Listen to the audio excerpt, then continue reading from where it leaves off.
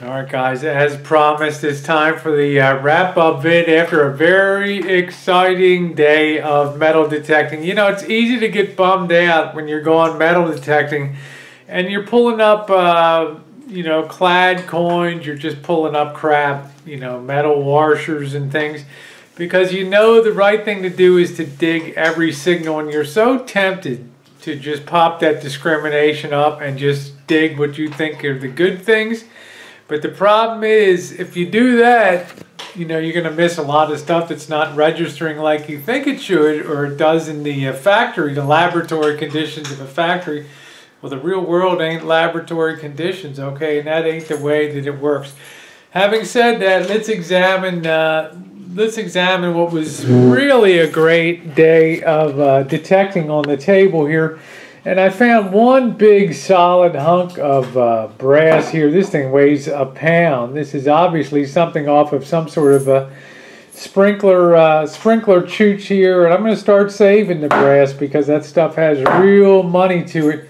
I got quite a few common sense in that one area when I was first digging today. I was just digging and digging and digging, and I was pulling up a lot of pennies. I got a couple good ones, some good stuff, and I'll get to that in a minute. But got a few of the zincs, and you can see how terrible they are in terms of holding up. They just rot out so quickly because they're so cheaply made. They just disintegrate. Okay. I can contrast that in a minute with the coin that was minted over almost 100 years ago. Okay, so there's our common pennies. Some of these were dug out at a high school too, at 5, 10, 15, 20, 20, probably about 35 cents worth of pennies there. And this button, which looks to be something that was off of maybe one of the uniforms that the students would have worn at the Christian college there. Over at the high school, of course, I found the Rose City pin, which was really kind of nice enameled there, and it's a nice thing to add to the collection there. And found, you're digging good, and I'll tell you this too, guys. You're doing good detecting, and you're really doing the right thing when you're digging up nickels, because nickels are so close to pull tabs and foil that when you're digging up nickels, it means that you're digging everything, because they're, of all the coinage out there, they're the closest to foil and to pull tabs. So this is proof. And if you're digging up nickels, you're doing stuff right when it comes to metal detecting. So I got 30 cents worth of nickels there today. There was nothing special in the nickel categories. Moving over, I pulled a lot of clad quarters out, I think about $3 worth today. There was nothing super spectacular about them, but again, I'm digging every signal that comes along. And then, of course, what I seem to be pulling the most out of today was the dimes. And let's see, is this yeah, that's one of the clad ones too, and you can see some of them came out in rough shape, and I probably have maybe $1.50's worth, maybe $2 of common dimes over there. Now we get to the good stuff.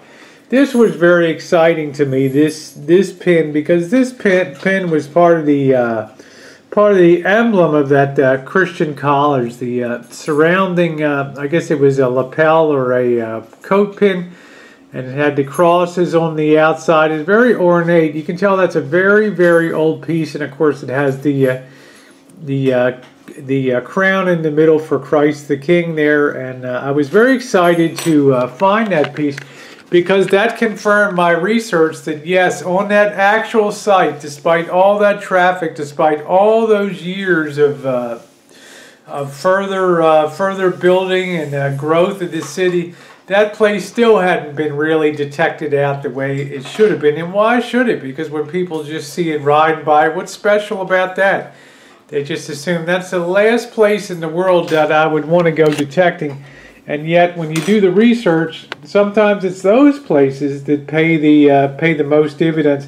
Although that's bent up a little bit at the bottom, I'm definitely going to keep that because it's really, really a cool piece. And it'll always remind me that research pays.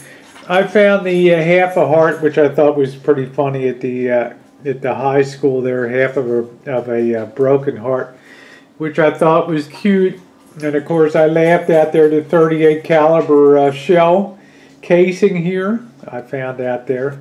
So now we'll get to the good stuff. I was really fortunate that although I didn't video it at the time, I was able to dig out one. Well, I think I did catch it on the video, but I couldn't really clean it up too much at the time. And I don't do a lot of cleaning of coins anyway. I think that it can hurt the value of it.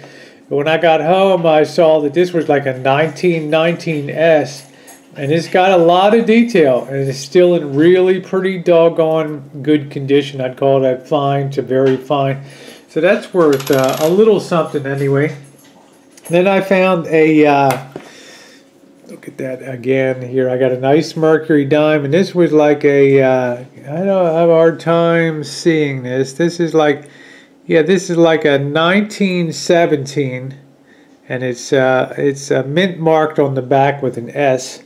So 1917 S mercury dime, and again, that's in pretty good shape. So that's not a bad dime to have in the mercury dime series.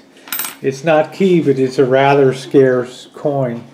And then we got to a 1919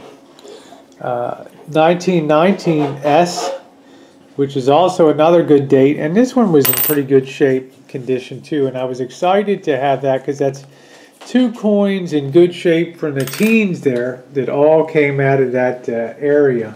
Two silver coins. And then, of course, the Big Daddy right up close. Remember, we had to do a lot of digging in there, and this turned out to be a 1928 S. It's S or D.